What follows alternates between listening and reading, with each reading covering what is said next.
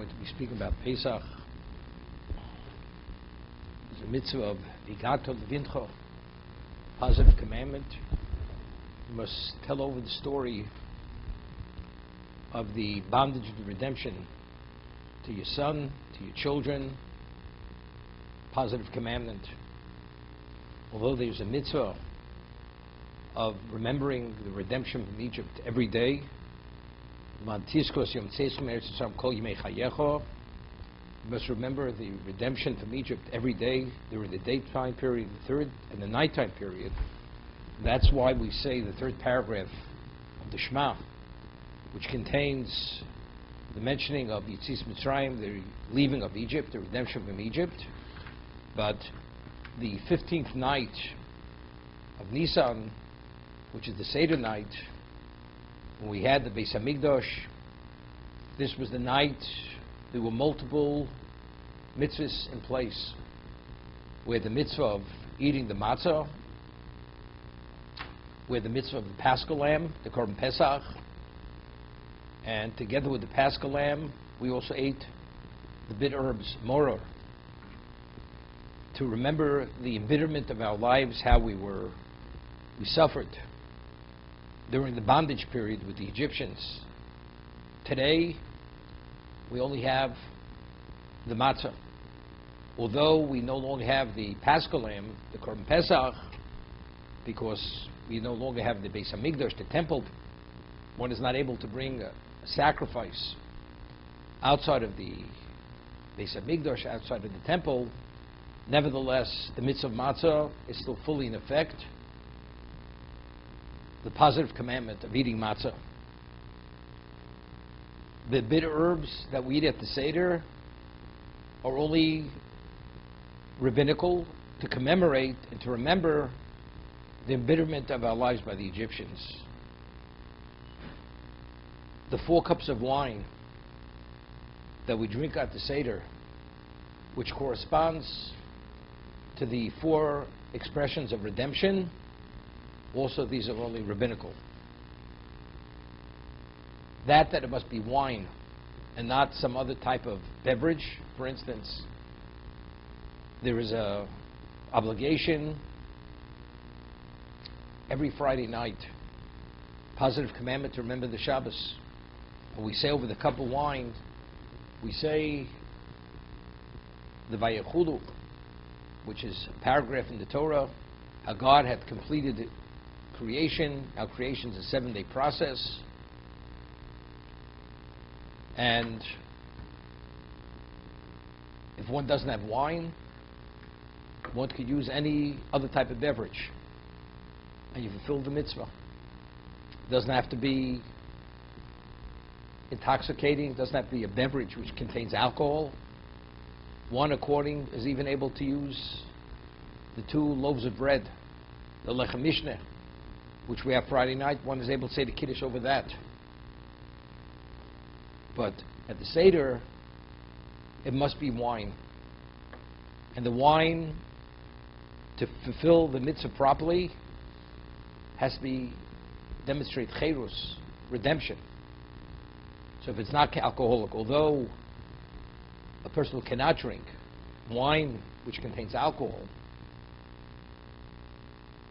one is able to drink grape juice. But you realize one doesn't celebrate over grape juice. Although the blessing, the bracha, is Borpei Agofen, nevertheless, it doesn't contain alcohol. It has no alcohol content. So, did you drink 4 cups of wine? To a degree, you fulfilled the mitzvah of drinking the equivalent of wine. But cherus, you did not fulfill the obligation of demonstrating freedom by drinking those 4 cups of wine.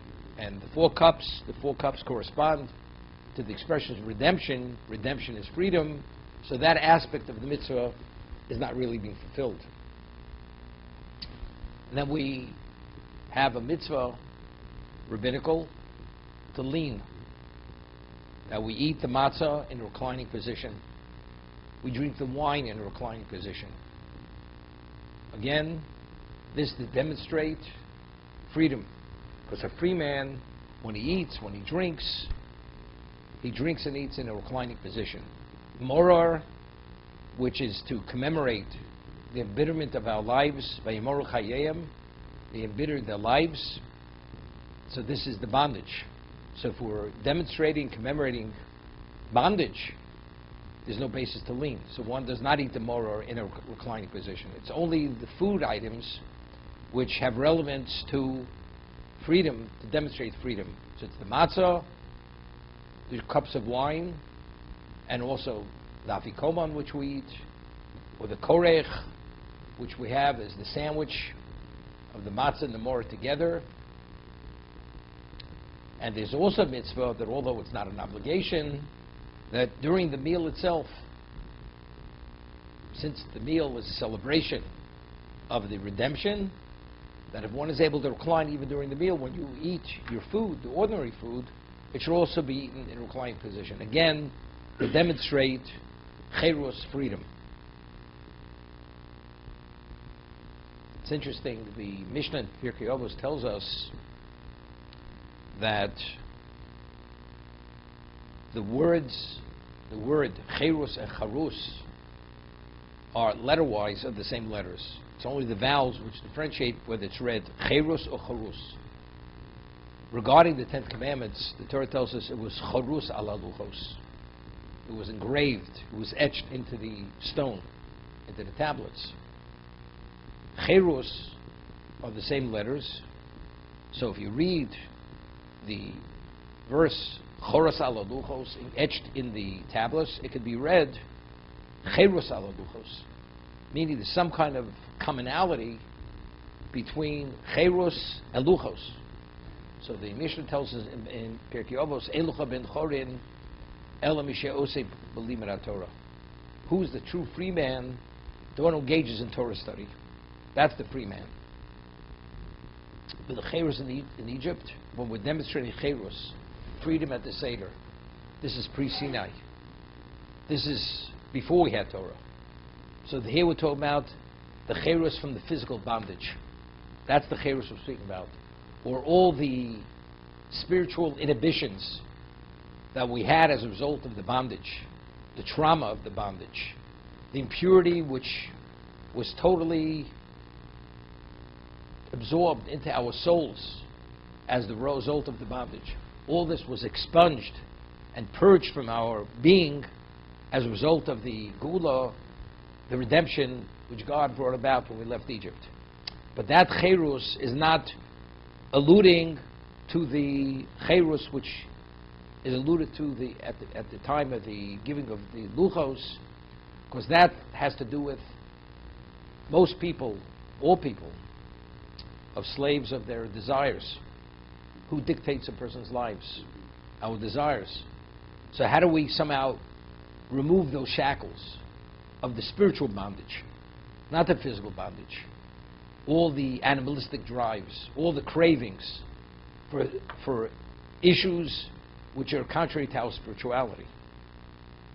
So Chazal tell us, "Barasi b'yitzara, barasi Torah tavlin." The only antidote to that is the study of Torah. The Torah itself, the study of Torah itself, that incapacitates, that neutralizes the evil inclination, the ra, the evil that's contained within us as a result of the chet of Adam Rishon, the sin of eating of the tree of knowledge, which was tov v'ra, the evil which is embedded in our being, and that when it rears its head, it totally takes control of us. How do we regain control? How do we take control back from that evil which, when it rears its head? So to uproot it, to expunge it, to purge it totally is impossible. Therefore, that's why there's death in existence. The person has to die, and that ultimately will come about at the time of resurrection, Tchias HaMesim. But at this point, we have to control it. Now, how do we control it? Barasi Yitzhar Barasi Torah Tavlin. The Torah itself is the antidote. That's the neutralizer. It's interesting. A Torah sage is known as a Talmid Chacham. He's a student of wisdom. He's not just Chacham. That means it alludes that you always have to be engaged in the process. Because what happens if a person who should know better and he doesn't act accordingly? He's a fool. But a person who doesn't have the capability, the capacity to act accordingly, he's limited. He's a limited person. He has no choice but to behave that way. Unless a person continuously engages in the process, the Torah process, as much as you're chacham, ultimately it becomes totally desecrated. Because unless you neutralize and continuously incapacitate that evil which is embedded in every one of us and intermingled, ingrained in every one of us, unless you control it, the greater you are, the more foolish you become. As they say, the higher you are, the farther you fall as a result of this. So therefore, the mitzvah v'ogisa b'yom v'loilo, there's a mitzvah to study continuously. Of course, the times that you permit to take breaks, necessities of life, sleeping, eating, engaging in a livelihood, whatever it may be. But outside of that, it's a continuous process. The engagement of Torah. But why? And what do you have to continuously breathe? You breathe every moment, continuously breathe. But why can't we take a break from breathing for a few hours a day? Because breathing, inhaling oxygen, and oxygenating the blood and everything else, that's life. That's synonymous with life. It's ongoing. Your heart has to beat continuously. If your heart stops beating, God forbid, life is over. You need a continuous infusion of the mega spirituality, which is Torah, this Talmud Torah Keneged Kulam. The ultimate, the greatest infusion of spiritual nourishment, sustenance to the Jew, to the Jewish soul, is the study of Torah. But that has to be ongoing. As the blood has to pump continuously through the heart, and it can't cease for a moment, and the lungs have to oxygenate the blood continuously, otherwise life ends. Identically, the soul has to be continuously nourished through the infusion of the ultimate, which is the Torah itself, which is Talmud Torah Keneged Kulam, and only then could we go on. Otherwise, what do you become? You become a physical being. A physical being is subject to evil. Something which is outside of the physical realm, which is Torah, which is the ultimate level of spirituality, the evil inclination has no relevance to that.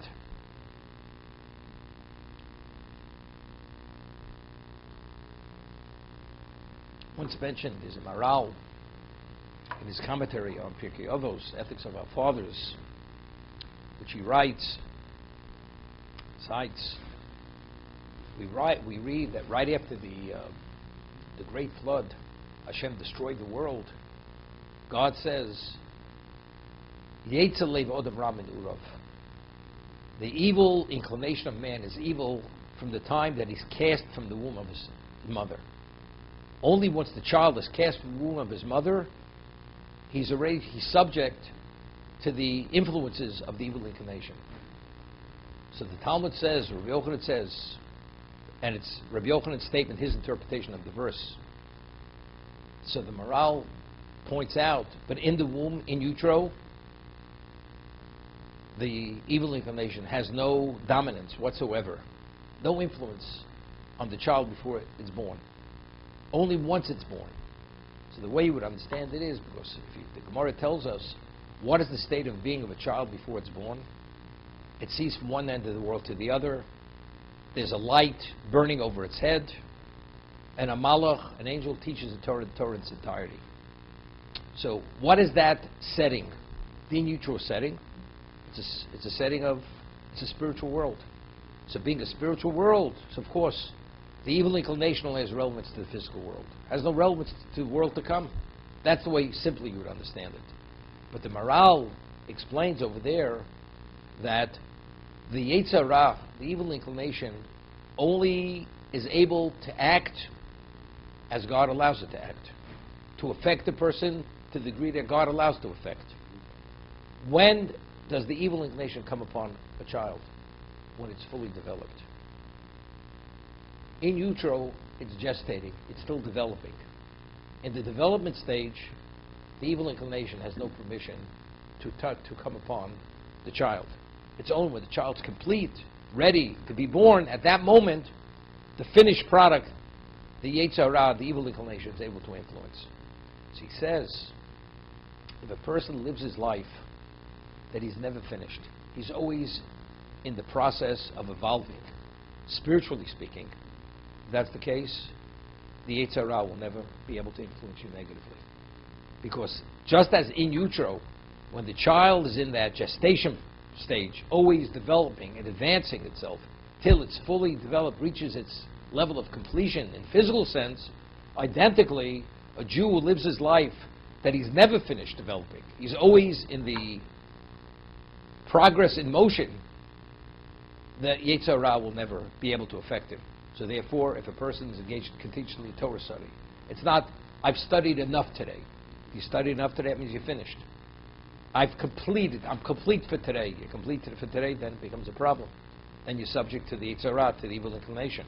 But it's only, I have to take the break. I'm really not finished, because I have no choice. I must sleep, I must eat, I must whatever else may be. So I'm still in motion. I'm still in progress. I'm evolving. The Yetzer Hara, the evil inclination, cannot affect that person. That's the morale of Prague.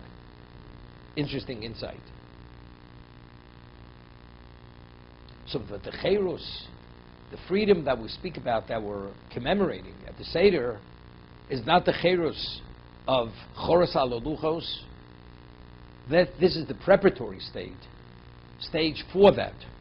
Because if the Jew himself, if his soul would be fully invested with spiritual impurity, then the neshama would have the capacity to be affected by Torah. So therefore, leaving Egypt was cherus in terms of breaking, removing all the barriers, all the shackles, what they call, in the words of the Zohar, the klipa. We were husks, we were entombed. There was a spiritual entombment. That entombment had to be removed. Once it was removed, and we gradually, the main was removed, but there was a process.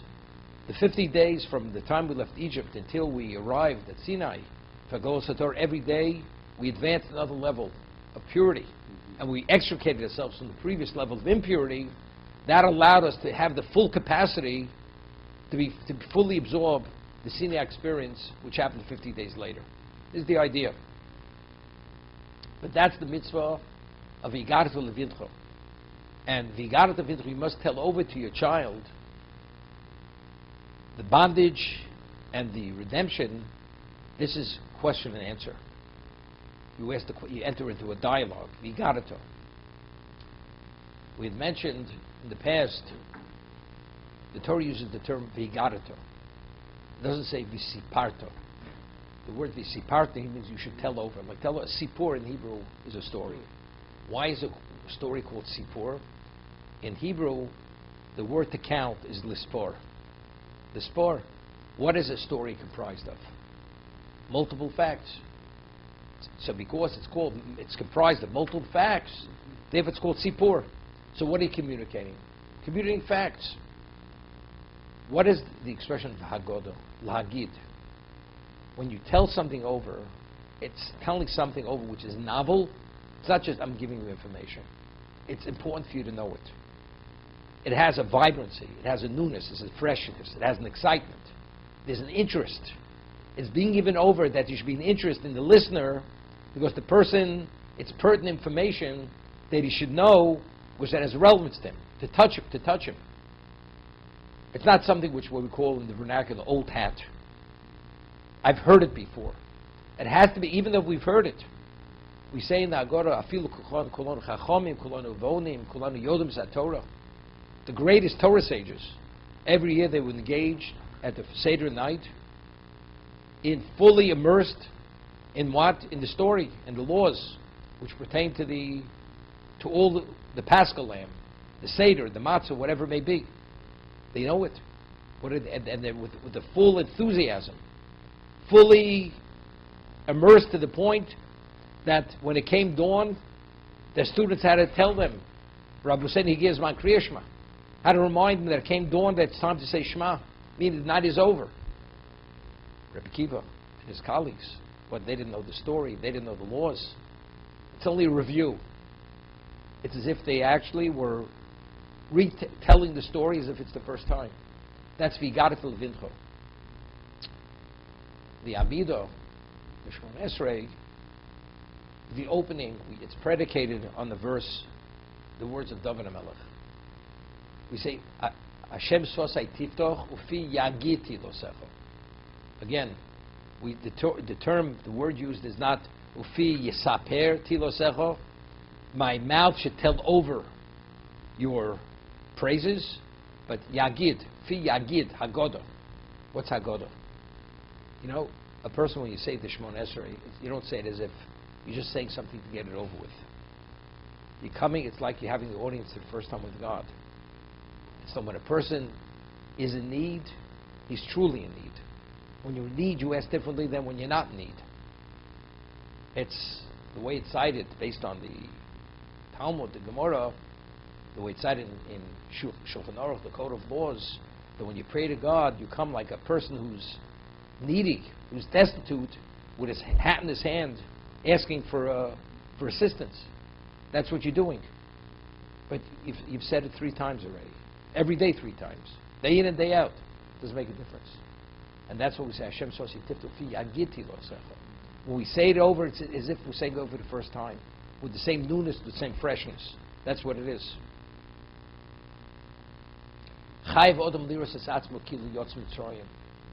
Now, how do you tell it over in a way that it's like reliving the experience? As the members who are engaged in the conversation, the dialogue, they feel as if they themselves were there. That means you depict it and you communicate it with a level of joy and nostalgia as if it's the first time you're telling over the story. And everybody feels, it brings back such memories. It's like you have 2 friends, they hadn't seen each other 50 years, and they start recollecting stories, experiences when they were in yeshiva together 50 years ago, or 55 years ago. And it's at that moment, it's like reliving those moments when they were teenagers or young men. That's what it is. Even though we weren't there, but this is part of the Masorah. Because if not, if we could be Chachomim, Nevonim, whatever we may be, but if God wouldn't have redeemed us from Egypt, we'd still avodim. We'd be avod lepar b'mitzrayim. There's a question which is asked. Every civilization, ancient civilizations which existed no longer exist. They've gone into the dustbins of history. So how do we say in the Seder that if God would have redeemed us, even kulonu chachomim, nevonim, whatever level of intellect we have, if God would have redeemed us from Egypt, we'd still be slaves to Paro in Egypt. You know how many years it's been since we left Egypt? What civilization has survived? The millennia, so many millennia.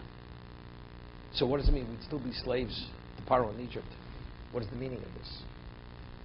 So the way to understand it seems to be, we find that when Moshe told over the story, when he was in the desert, when his father Yisro had come out to see him with his wife and children, and he shared with him all that transpired, the miracles, and everything that when we left Egypt, the 10 plagues, and then it says he was amazed. Yisro was amazed. Who was Yisro? Yisro was not an ordinary person. He was a statesman. He was a world statesman. He was one of Pharaoh's 3 advisors. He was the Sheikh of Midian, Yisro. So he was a man of understanding. He was astute in understanding world events. And he wasn't easily impressed with anything. And he worshipped, as Chazal tell us, every deity. And he came finally to understand the truth of monotheism, that everything else is false.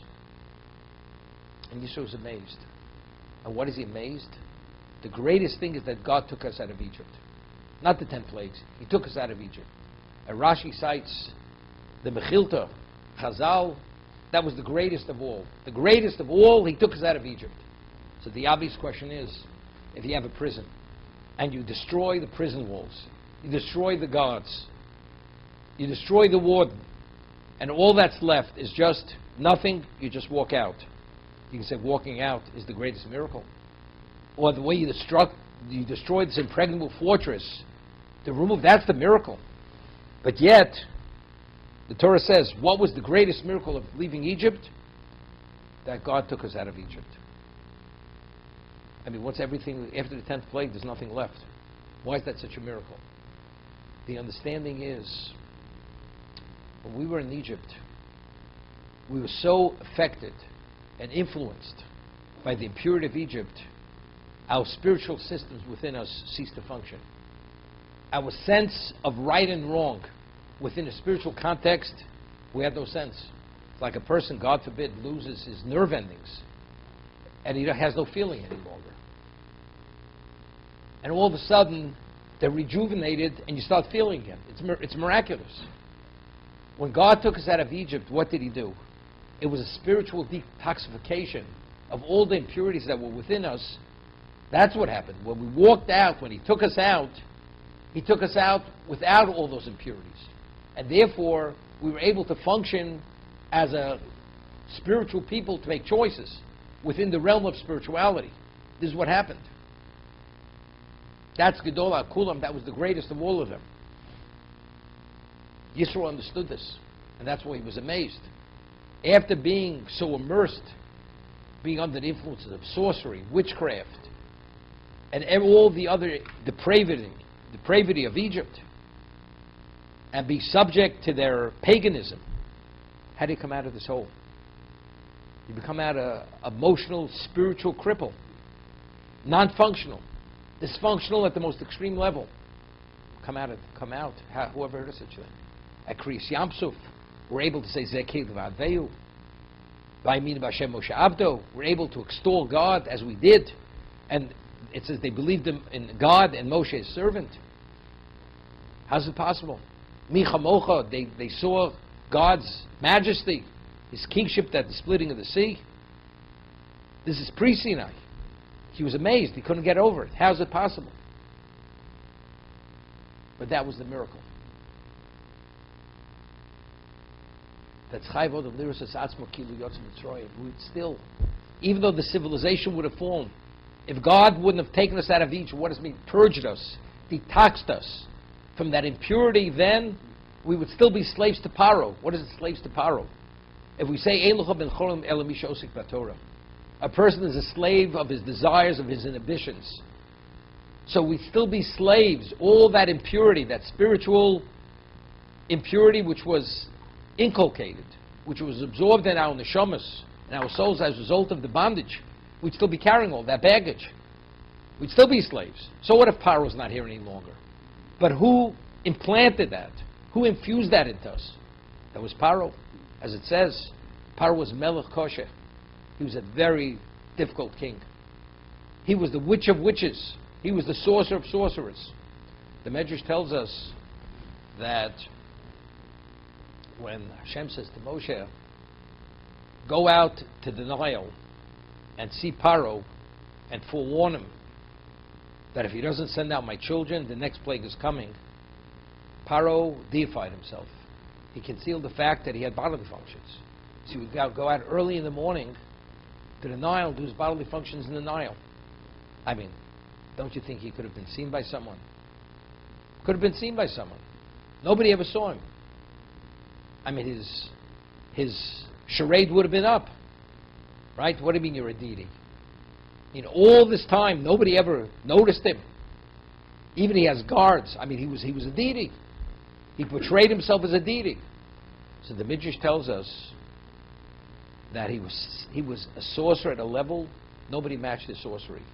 That he was able to go through sorcery into concealment. He was invisible. Nobody ever saw him. When Moshe Rabbeinu found him out, he was amazed.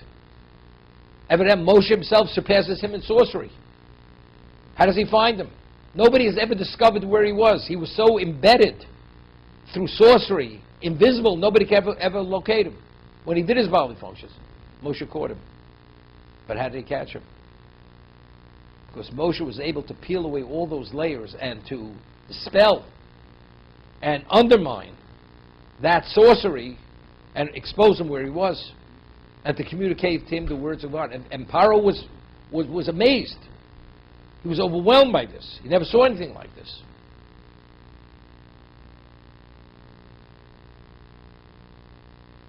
While I'm speaking, I'm thinking, the Rambam says, the laws of the fundamentals of Torah, Hilchos Yesodei Torah, that all the miracles that we experienced in Egypt, in the desert, especially the desert, starting with Kriyas Yamsuf, the splitting of the sea, the man in the desert, the wellspring that traveled with us for 40 years, Korach and his community being swallowed up by the earth. All this was not to prove that Moshe was God's spokesman. It's not to prove the authenticity of Torah. Why? Because he says anybody whose belief is dependent on miracles ain't believe Eladofi. That means it's based on a very fickle foundation. Why? Because you know what people could say? They could say that Moshe was a greater sorcerer than all of them. And Moshe pulled the wool over your eyes. So that you think he's the spokesman of God? He's not. He duped you all. It was a charade. He deceived you all. So how do we know Moshe? How do we know Moshe is God's spokesman? Because when we all prophesied at Sinai and God spoke to us, we witnessed at Sinai how God spoke to Moshe, Lechem kach v'kach. Go tell the Jews this and tell them this and tell them this. And we all heard this. We heard this through prophecy. Once God established Moshe to be his spokesman, going forth, Moshe, anything that comes out of Moshe's mouth is the word of God. That's the Rambam. But what? Because otherwise, regardless of what the miracles were, the splitting of the sea, we discussed in the Haggadah how many miracles took place in the sea. 50, 200, 250 miracles. It's just mind-boggling what it was. That's not the basis to believe that Moshe was God's spokesman. That's not the foundation for the authenticity of Torah. Because you could say Moshe was a greater witch than all of them. He was a greater sorcerer, and therefore he duped you, he fooled you. Why would one think that? Since when is Moshe? How I mean, he's a sorcerer. Where do we see him demonstrating the sorcery? Well, you could say simply because when it came to the plague of Kinim, until then Paro was claiming it's witchcraft, it's sorcery. But Kinim, because it was such a tiny parasite, it couldn't be duplicated by the sorcerers. And even the sorcerers of Egypt said, Etzveh Elokimi, it's the hand of God. Therefore, this is the real thing. Okay? But until then, or even afterwards, it wasn't so clear. So maybe it's from that they said Moshe is a sorcerer. And he's able to do things that you can't do. Okay? But what we're saying now, Paro was the greatest of all the sorcerers. That's why he was able to portray himself as this deity, and he was never discovered. Because whenever he would go to the Nile to do his bodily functions, nobody ever found him out. Because he was so concealed through sorcery, nobody ever could discover him. Even the greatest sorcerers of the world couldn't discover him. And therefore he was able to carry on with this deity profile. Moshe found him. He found him out. So evidently, he's at least Paro's match, equivalent in sorcery. Otherwise, how did he find him out? Do you think Paro attributed to Moshe's godliness? In what context did he process it? Moshe must be the sorcerer par excellence. At least minimally him. So after Kabbalah Torah, if you'd have Paro with his round table sitting around talking about Moshe Rabbeinu, how would he depict him? The man of God. He says, he found me out, nobody could find me out all the years. He exposed me. He must be the ultimate sorcerer. So if we would base our perception of Moshe, understanding that he's the Eved Hashem, based on the miracles, say, something? He was a charlatan. He pulled the wool over our eyes. Because he is a greater sorcerer than all of us. But where does it come from? Because that's the way Paro processed it. Otherwise, how did he find me out? Because it had nothing to do with godliness. It had to do with what? Moshe being a sorcerer. Otherwise, how could it be? No one was his match. He even surpassed him. So therefore, how do we know Moshe was the spokesman of Hashem? Was the Makabel Torah? We heard Hashem saying directly in our presence, Moshe go tell him such and such, this halacha, this law, that law. That's how we knew Moshe was the spokesman of HaKadosh Baruch Hu going forward.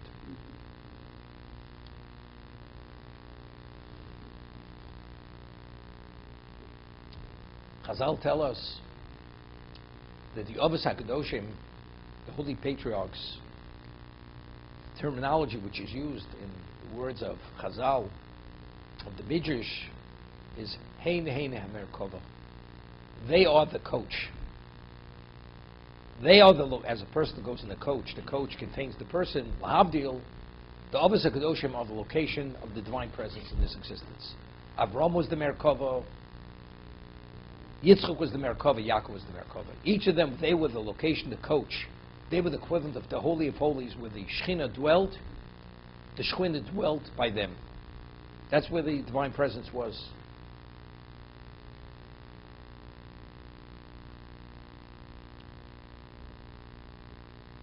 It's interesting, we find that Hagar, the mother Ishmael, that Sarah, because she was disrespectful to Sarah Imenu, she was driven from the house. And she went into the desert, and she had a number of communications from angels. And they told, what the angel says, why are you here? She said she fled from her mistress, go back and be subjugated to her, whatever is to her mastership, whatever it may be.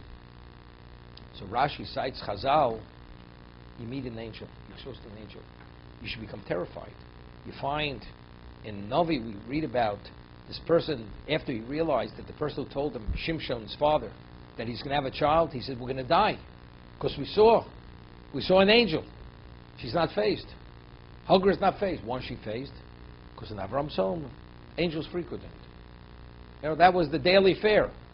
She saw the angels all day long. Now the question is, why did you see angels all day long? Chazal say that after Moshe Rabbeinu, after the Chet Egel, the sin of the golden calf, he put the communion tent outside the camp. So Rashi cites Chazal that then if the angels would ask, where is God? They say, he's in Moshe's tent. That's where he is. That's where God is. So where do the angels go? They go where the divine presence is. That's where that's their relevance. So that's why Hagar, if Heinei Merkava, because if they are the coach, the location, so you see angels there. Angels frequented that location. Yaakov Avinu, it says, he saw Machnaim when he returned. He had a retinue of angels escorting him out till the border of Eretz Yisrael. When he went to Lavan, another contingent of angels came to escort him beyond that point. What's all these angels? The answer is, who is he? Who's Yaakov Avinu? Who is he? Heinei Merkava. He himself, where he is, that's the location of the Shekhinah. That's where they are. Now the question is, why is he saved? Because they're so holy. They lived their lives. They were dedicated to God. What exactly? What gave him the capacity that they should be the Merkava? I was thinking. There's a statement in the Gemara, a number of locations, that based on a pasuk in the Torah, God will bring blessing. Basomecho will bring blessing into your silo. Into your silo. The Gemara says that if a person harvests his grain, his wheat, and he hasn't yet quantified the degree of the harvest, and he says a tefillah, Yiratzon, it should be the will of Hashem to bring bracha onto my harvest. It's a valid tefillah. But if he already quantified, he counted the bushels, he knows exactly what the degree of the harvest is, and he says the tefillah, he supplicates Hashem that bracha should come upon his harvest, it's a tefillah in vain. It's a tefillah shov. Has no value. Why? Because bracha only comes upon something which is concealed from the eye. Once something is quantified, it's not subject to bracha anymore. So once you have 10,000 bushels or 10,648 bushels, it's been quantified. It has to be an unknown quantity. It's unknown, bracha could come upon it. Once it's known, bracha cannot come upon it. So the question is why? So the Maral of Prague explains that the concept of bracha is a spiritual concept. Within the realm of spirituality, there is no limitation. It's unlimited. Spiritual realm is unlimited. The physical realm, everything has limitation. It's limitation. Human being is limited. Everything has a dimension. Spirituality, it's non-dimensional. It's just unlimited. It's what we speak about forever. It's eternal. So he says, bracha, the concept of blessing, is a spiritual concept. If you ask a person, bless me, he said, you should be blessed. To what degree? Unlimited. That's bracha. Unlimited. So to have something which is of a spiritual essence, to affect something which already has taken on a physical characteristics, it has no relevance to it. So before you quantify it, before it becomes unknown, it's not finite, so it has no limitation, it's not limited to anything, it has relevance to blessing. But once you quantify it, and if it's taken on a physical identity, it has no relevance to bracha any longer. Okay? That's the Maral of Prague. The way he explains, that's why in bracha chal el dov asomi minayim. Bracha only comes from something which is concealed from the eye. Now, we find that Moshe Rabbeinu was told by God to go to Egypt to be the Redeemer. And he gives him certain signs to prove that he is the Redeemer. Besides the code word, which was part of the tradition of Pokod Pokarati, that's the code word of the Redeemer, he performed 3 miracles that God gave him to perform, which would prove that he is God's agent to take the Jews out of Egypt. What were the 3 miracles? First miracle, he says, take your staff, throw it on the ground, it will turn into a snake. The second miracle was, take your hand, put it into your chest area, and you will take it out, you'll be a leper, you put it back, it will heal immediately. The third is take water, pour it on the ground, and as it touches the ground, it will turn to blood.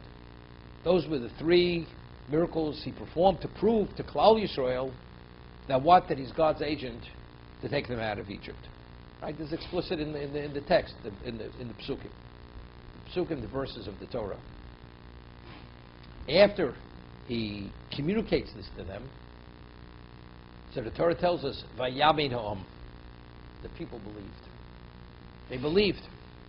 So the Medrash says, Vayamin ha'am, when it says they believed, the Medrash says, the bondage ceased immediately. The bondage was not in effect anymore. We're talking about the physical bondage. They were not subject any longer to their Egyptian masters. So, what is believing that Moshe is the Redeemer and he represents God, the omnipotent being, what relevance does that have to do with being subject to bondage, not being subject to bondage? What, in the merit of belief? Maybe it's in the merit of believing. Until then, they were pagans. They believed the powers that control existence are deities. Now that it says they believe that Moshe Rabbeinu is the agent of Lahavdil, of the omnipotent being, monotheistic being, the unlimited being, in that schus, in that merit, the bondage ceased. Maybe. So the Maral of Prague explains in the Gvurus Hashem, his work, which he deals with all this whole period of time, the bondage, the redemption. He says, how do you differentiate between something which is spiritual and something which is physical? Within the physical realm, everything is subject to cause and effect. There's cause and effect. People are influenced. Why are you influenced? Because as a physical being, you're in a certain environment, you're influenced by the environment. You have something of which is vibrant, fresh. It's exposed over time to air, or time passes, it starts withering, starts getting stale, starts rotting. But that's because of the environment, because what it's exposed to. So everything is cause and effect.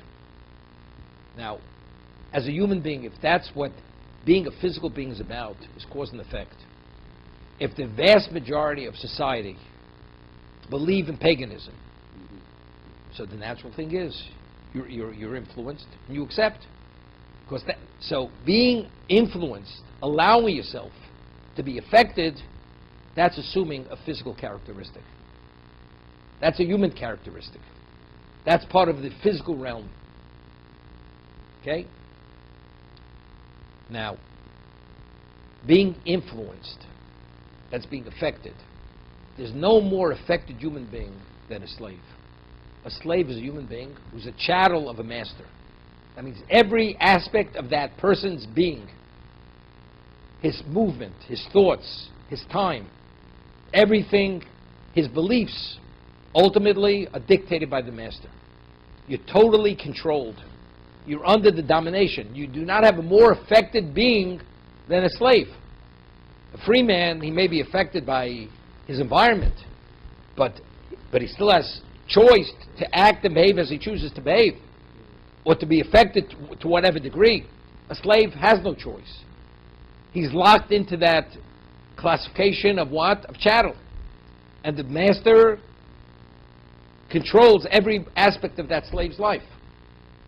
And it's only to the degree that the master allows him to function. That's what we were in Egypt. We were slaves. We were the chattels of the Egyptians. So you're overly, on an exaggerated level, affected. All of a sudden, Moshe comes, presents 3 miracles, says code words. The Jews, it says, Vayaminam, we believed. But how do you believe? All Egypt, they believe in paganism. Don't you think they're right, and maybe our perception is incorrect? They behaved as unaffected beings. They were unaffected because they were unaffected in regard to believe, and that means that's a spiritual profile. As the spiritual realm, things aren't affected, they just exist for what they are. That's assuming a spiritual profile. Because they assumed the spiritual profile, they're classified already as spiritual beings. Their function becomes spiritual. Once you become spiritual now, you can't be treated as a slave. Because a slave means you're fully affected, fully controlled. Therefore, miyat poska shibud. The bondage ceased immediately. They were no longer at that moment going forward physically enslaved by the Egyptians. The Egyptians could not dictate their lives any longer. This is a direct outgrowth of believing in God, of the omnipotent being, rejecting paganism. I mean, it's interesting. Klal Yisrael were not even less than a speck on the spectrum of existence. You have, 8 billion people, 13 million Jews, and the Jewish people are known as God's people. We don't believe in what everybody else believes in. How's it possible? Does that make sense?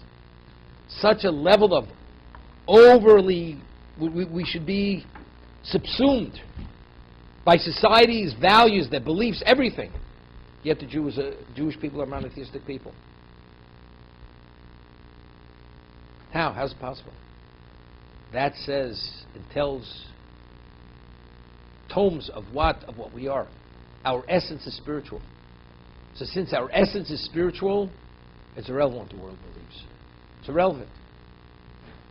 And therefore, we have a relationship with Hashem which other nations don't have. For that reason. Because since we assume the spiritual posture, not succumbing and accepting, giving any validity or any credence to that, to paganism, therefore we have relevance to HaKadosh Baruch Hu, who's Ein Sof, who's also unaffected. He's an unaffected being. He affects. He's unaffected. So we are. So now, Avraham Avinu was born into a pagan world. God is Elokei Hashemayim. Based on their own understanding, we are subject to whatever. Affected beings. That was societal belief. Human sacrifice. Whatever. Avraham Avinu says, I reject all whatever you people say. Avram was the Ivri. He took on the world single-handedly to literally throw off the yoke of paganism. Avram was the ultimate unaffected person. So what posture did he take on? He took on a spiritual posture. What happened? He became the Merkava. Despite the world, it was relative. When he's one man against the world, who ever heard of such a thing? How could you be one man against the world? But Avram was one man against the world. He was the ultimate unaffected person. Hashem gave him the mitzvah of circumcision. It says, Ramach, which is numerically 248, that's as many parts as a person has. Avram, in numerical value, is 243. After he was circumcised, he became Avraham, it's 248. Because when the circumcision was given to him, he became fully in control of every aspect of his being, that he was not influenced, affected any longer. You understand what this is? And according to Orach Chaim HaKodesh, when Hashem came to visit him, from that time on, he became the Merkava at that moment. After circumcision, he became an unaffected person. And because he became an unaffected person, that's when he became the Merkava. Because that's when you have relevance, you have the capacity, because that's when you're fully assuming the spiritual profile, you're the unaffected person.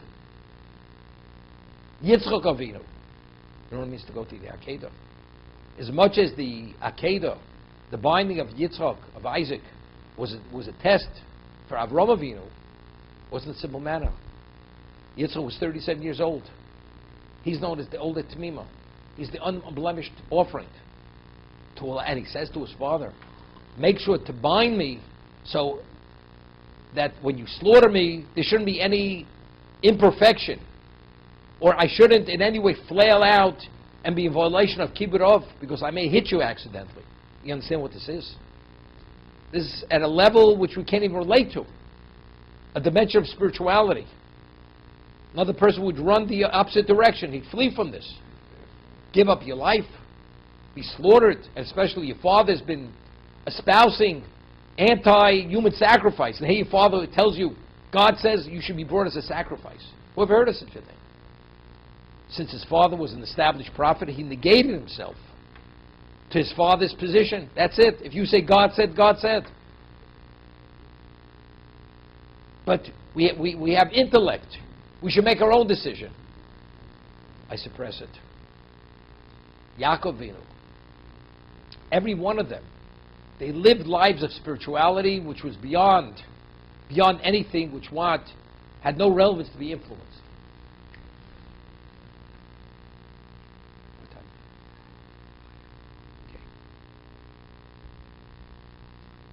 Okay. So, Klal Yisrael, when we say, Chazal tell us that Maisa Ovesim Labonim, that the experiences of the patriarchs forecast the experiences of their descendants. Avram Avinu leaves Ur Kasdim to go to the land that I will show you. And then what happens? All of a sudden, 3 months into Canaan, he's struck with a famine. To test Avram whether he's going to question God. Here he's supposed to have wealth and success and children. Turns out to be a disaster. What does he do? He says to his wife, we went to Egypt. No complaint, not a word.